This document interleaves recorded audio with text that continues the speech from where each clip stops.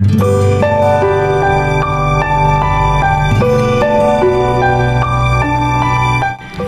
Corinthians chapter 13, verse 13.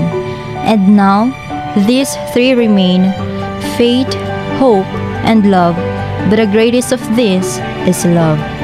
Diri nga pulong, makita nato nga gi-highlight jud ang love kung asa giingon, but the greatest of this is love.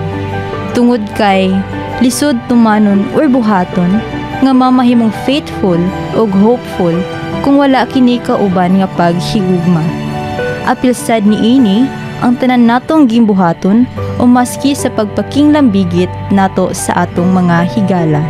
Kanunay natong sagulan og paghigugma ang atong mga buhat ug ilabi na sa paghatag ug pagdayeg ug pagpasalamat sa atong Ginoo nga maoy naghatag kanato og pinakalabing gugma sa tanan.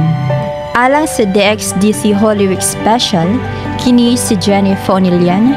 God bless sa tanan.